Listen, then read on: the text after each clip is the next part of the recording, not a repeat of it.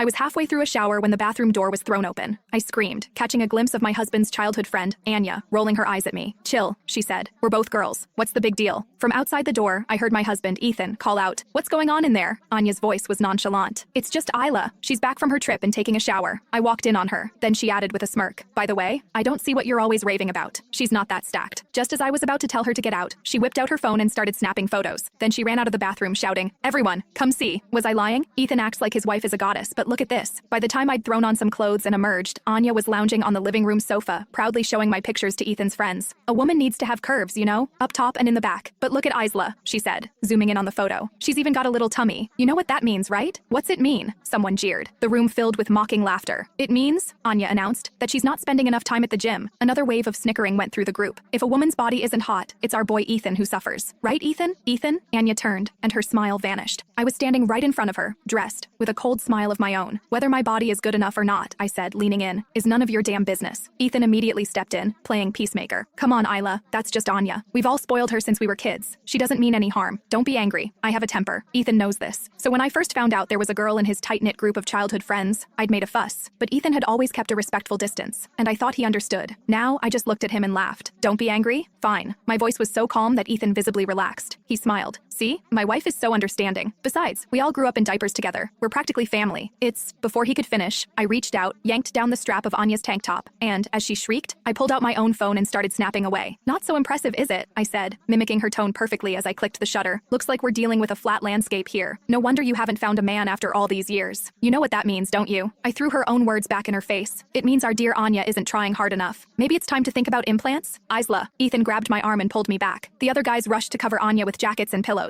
Her face was pale, her eyes welling with tears. She pointed a trembling finger at me. "You bitch! Have you no shame?" Ethan jumped to her defense. "Anya's not even dating anyone. How could you do that to her? What is she supposed to do now?" A laugh, sharp and bitter, escaped my lips. "Anya took pictures of me naked in the shower. They told me to be generous, that it was just a joke. But when I do the same to her, I'm the one with no shame? It's a problem because she isn't married?" I turned to face Ethan's furious expression and slapped him hard across the face. "There's something you need to understand," I said, my gaze sweeping from him to his friends, who were all glaring at me as if I were the enemy. The moment Anya walked into my bathroom and started taking pictures, I called the police. "Let's let them decide who's right and who's wrong, shall we? Let's see who the law protects." A sharp knock came at the door. Ethan finally understood. I was serious. He stared at me in disbelief. "You called the cops over something this small? Isla, haven't you caused enough trouble?" "Not even close." At the police station, I showed the officer the security footage from my phone.